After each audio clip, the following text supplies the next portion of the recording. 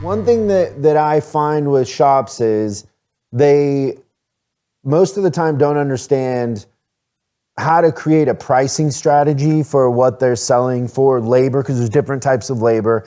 And along with that labor are parts, right? And a battery is a part. And oftentimes they think that maintenance is all, one thing that has to be competitive, but really there's different things in maintenance that need to be competitive. And one of the things that I always find, especially in colder climates or warmer climates, is batteries drive traffic whenever there's a shift in season. So whenever there's a cold snap, people need a battery, they go out, it's cranking slow or it won't start and they have to jump it. The first thing they do is call and they want to know, do you have it and how much? And oftentimes that's one of the most overlooked, like people will say, oh, well, we're competitive on alignments. And I'm always like, how many people are shopping a price of an alignment? Not very many. But when people need a battery, they're picking up the phone and it's, do you have it and how much? And so when I create pricing strategies, I always price batteries to be competitive in the sense that I know that they're going to bring people in and they're going to drive traffic. And also think about the psychology of a customer is if you go out and when you go out to get in your car in the morning, like that's kind of an unconscious thing, right? It's like, yeah, you don't want to think about your battery. You're in a script and you're just getting in. And then when you have that surprise of, oh no, it's turning slow or, oh, it doesn't start. Now I got to get a jump.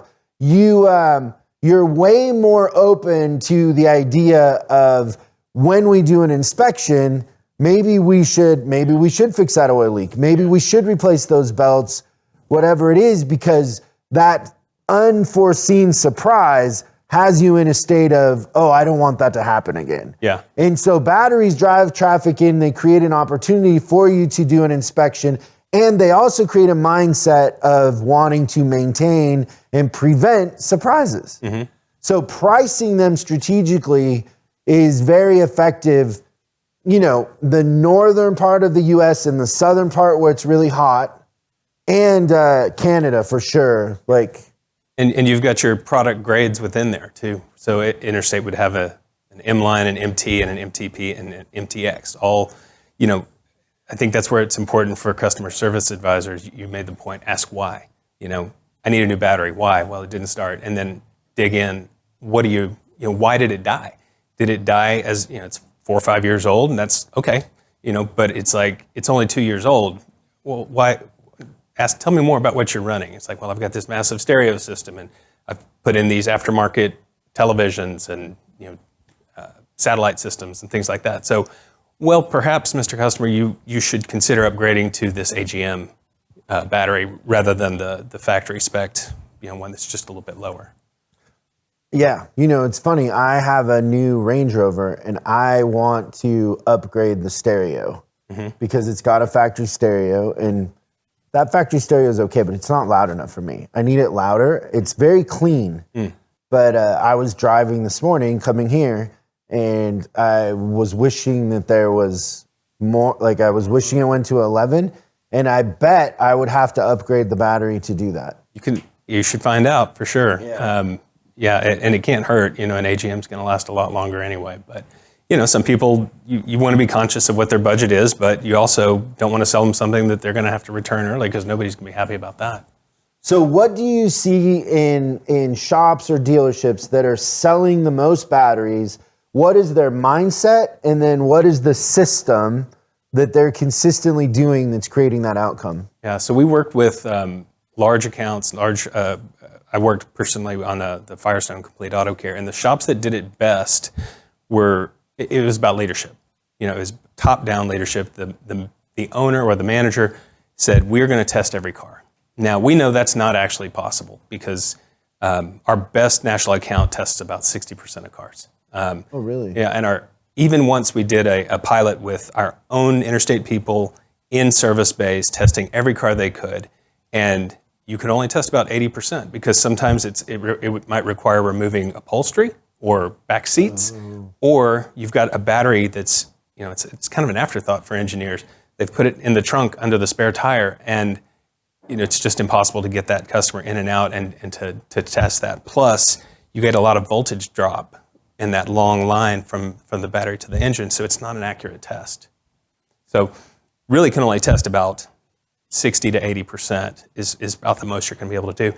But if the manager is saying, we're going to test every car we can, and then he empowers the customer service advisors, look, if you get an RO, it needs to have a battery test attached to it. And if you don't, you are empowered to go to that technician and ask, hey, where's the battery test?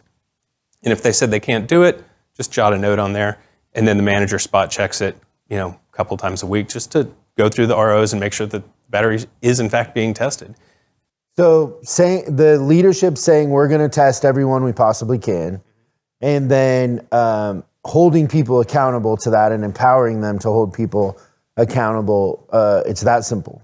Well, and then this is what I wanted to talk to you about is like, it's also about delivering that message to the customer. And 3 out of 4 times you've got a chance to say, hey, good news, battery's fine, we tested it, you should be fine. Or, yeah, it's looking a little iffy, you should come back in a couple of months, let's test it again.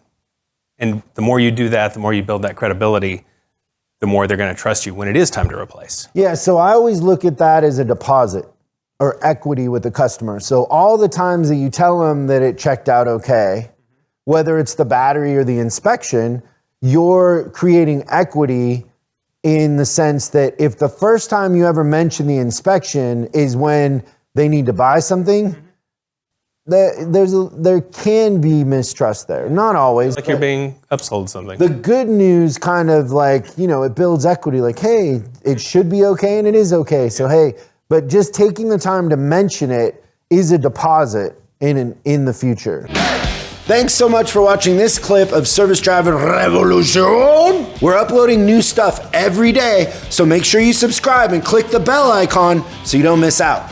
If you have a question you'd like us to answer on the show, call 8333-ASK-SDR and we'll answer your question on the show. That's 8333-ASK-SDR.